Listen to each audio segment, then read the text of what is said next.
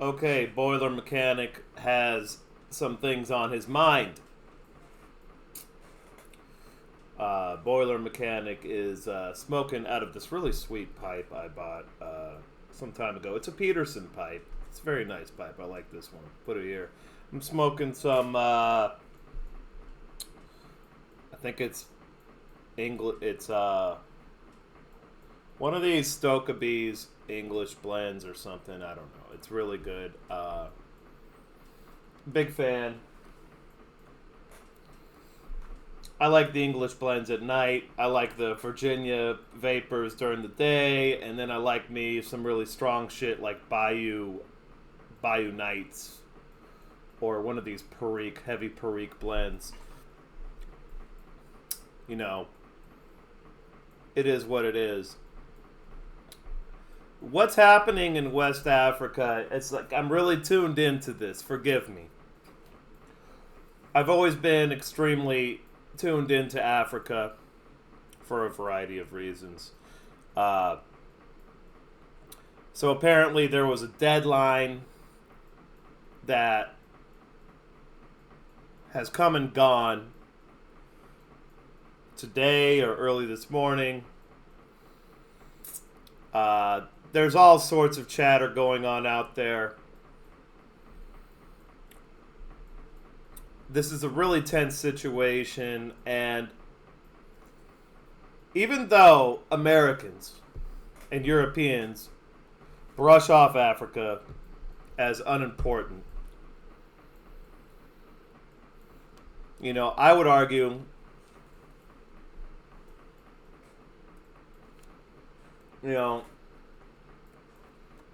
oh shit already went out. I would argue that this situation is much more important than people realize.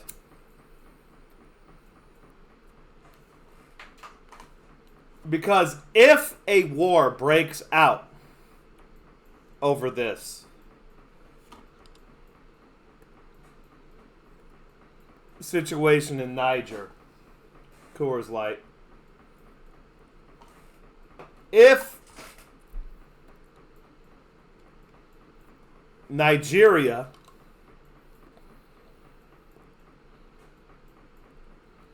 the only power in the region with the capability to actually attack Niger, its namesake, if they actually go through with this contract killing, essentially goaded upon them by the Europeans and the United States, in my opinion, that could be interpreted as the advent of World War III. And I hope it doesn't happen. And I think it would be a disaster for Nigeria, and a disaster for Europe and the United States. But the stakes are just too high in this case. Now, I've heard all sorts of different figures about the amount of uranium that is, produced.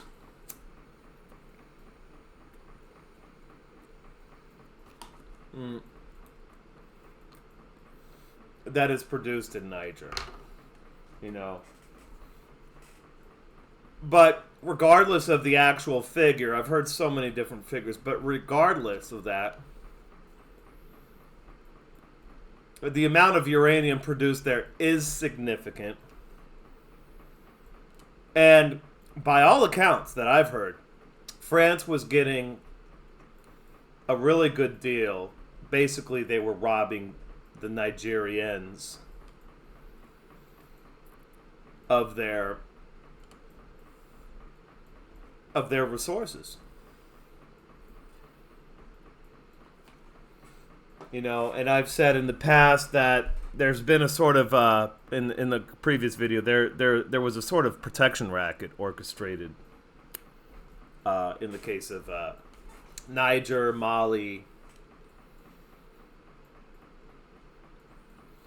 by the Western powers when weapons flooded into Libya in the early 2010s.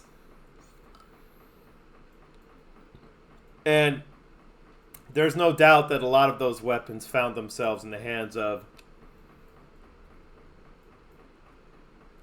insurgents in the region of Nigeria and Mali, etc. In steps the United States and, well, mostly France, with the United States on overwatch, essentially. We'll protect you from those Islamic insurgents, they said. That was over 10 years ago, and the problem hasn't gone away. And what's interesting to me is,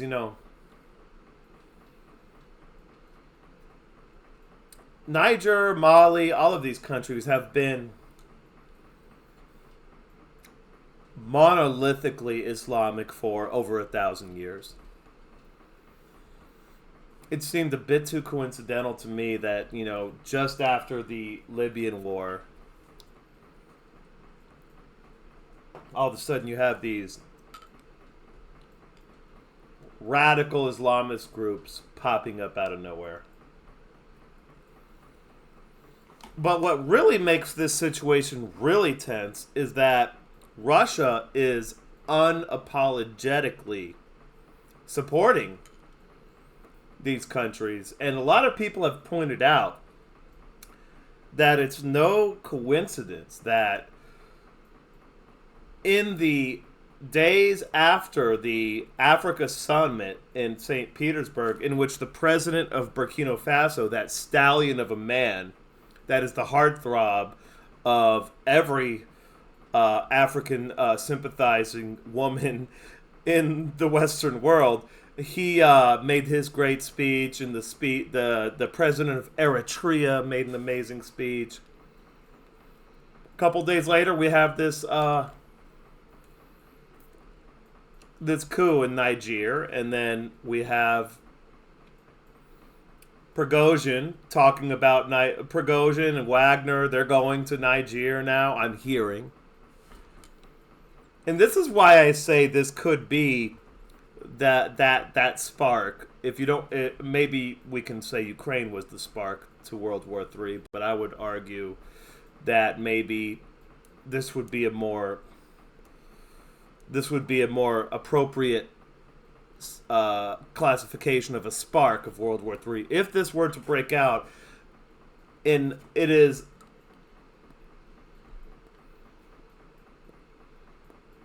this were to break out in Nigeria, it's not just a regional war in Africa, and it's not just a war among barbarians, as people in the West would think quietly to themselves. It is actually a global grand chessboard style proxy war. Now, what's interesting here, and so let me back up a little bit here. The involvement of Russia and France directly, with the United States also involved directly, would make that, regardless of whether we manage to convince the Nigerians to commit suicide and attack Niger, like we did with the Ukrainians, and Russia. Regardless of that, this would be, I think, World War III. Like, this would be the starting point if it were to happen. And I hope it doesn't. I'm sure some boomers hope it does, but I'm not a boomer. So that's where I'm at with it. But what's interesting here,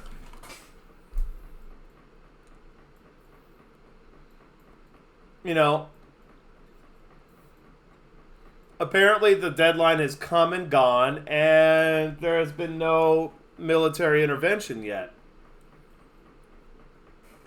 So I'm just wondering if perhaps the Nigerians have looked at Ukraine, like the Taiwanese are obviously doing, and have said to themselves, are we willing to go the Zelensky route and start a war on behalf of the United States and Europe and France and Britain. I'm sure the sleazy British are involved somewhere. Are we willing to do that as Nigerians? The Taiwanese already seem to be having a little bit of hesitation on fighting a war against China on behalf of the United States. So I'm wondering if the Nigerians are having the same thoughts. You know,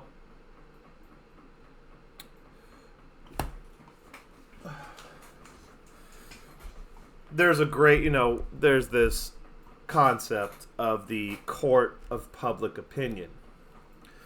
And there is a court of public opinion not only in the United States, but also in the world. And in the world, in terms of geopolitics, the court of public opinion is everything. The United States media can have all the control over a diminishing segment of the population that it has. It means nothing internationally. And this is where I think the entire U.S. policy is unsustainable. This seems to be all about let's fool our stupid population into believing X. Okay, so with domestic policy that works, but with foreign policy, it's a little bit more problematic of a strategy. When we provoked the war in Ukraine and led Ukraine up the garden path to commit national suicide on behalf of the United States and, to a lesser extent, sad, pathetic Great Britain, as this has played out, the rest of the world, the court of public opinion internationally, in the jungle that is international relations, have seen this, and the credibility of the United States and Europe has been tarnished beyond repair. So what I'm seeing here, and I'm hoping and I'm praying that Nigeria doesn't make the same mistake that Ukraine does. And they're going to be under a lot of pressure because, make no mistake, there are financial incentives for politicians in Nigeria and other African countries in West Africa to do the bidding of the United States and Europe. There are financial incentives for these politicians to sell out. But politicians are the same everywhere. Politicians want to get reelected. Politicians in Nigeria want to get reelected. Politicians in Ghana want to get reelected.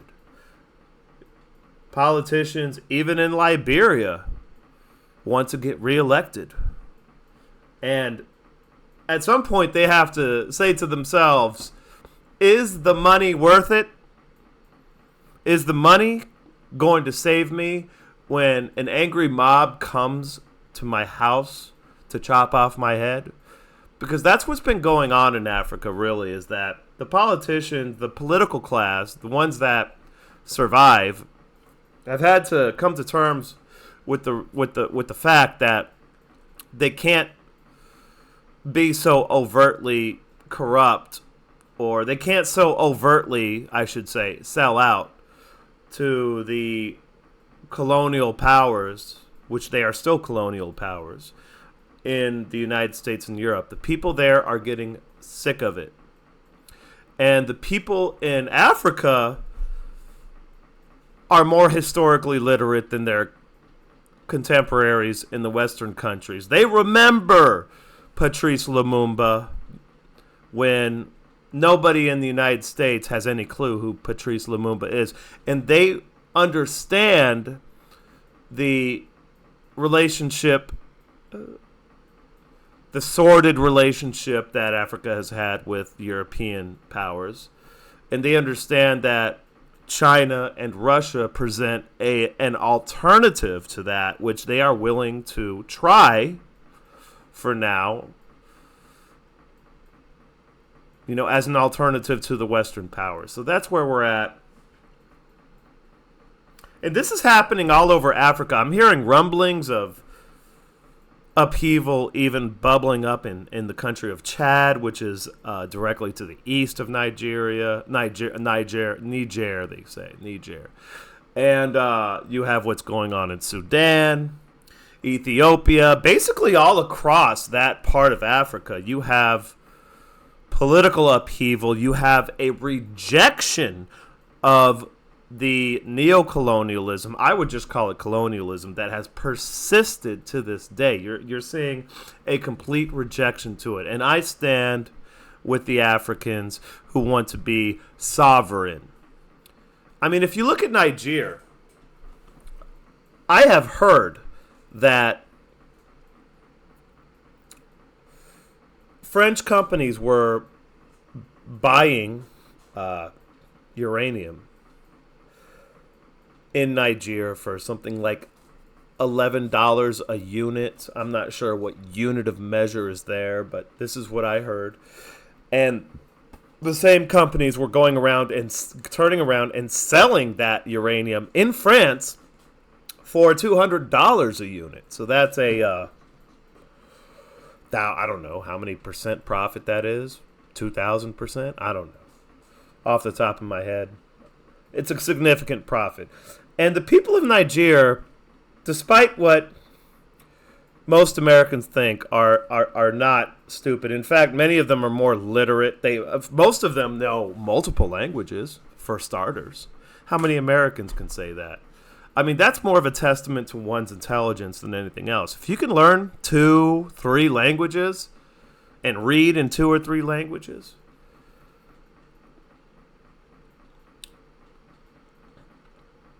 so these people aren't stupid, contrary to what most Americans think. And they're sick of it. All of Africa's sick of it. And what we're seeing is kind of like the dominoes are falling here. But I wouldn't put it past the European powers, the American powers, as their ability to project power declines and fades away. What always happens in this situation? Let's look at our history. The dying empire always lashes out.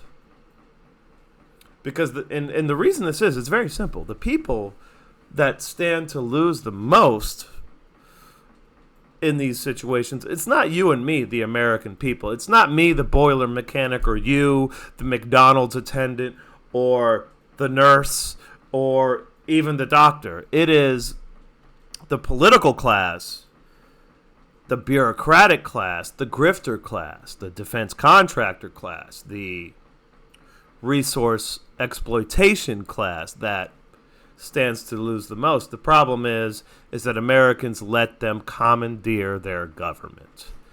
So we'll see. I don't think such a intervention would go over well in France either. They have a huge Algerian population there, and the Algerians are very wary of French colonialism.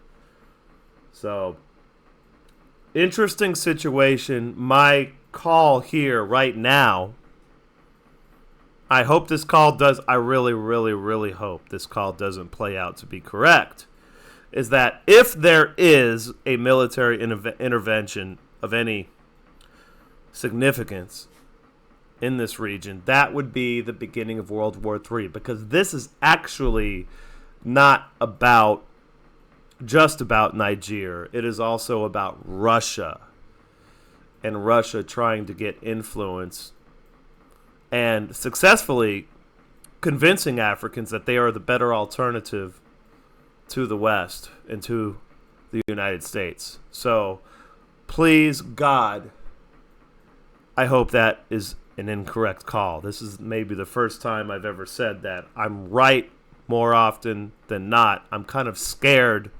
I'm kind of alarmed that I'm making this call.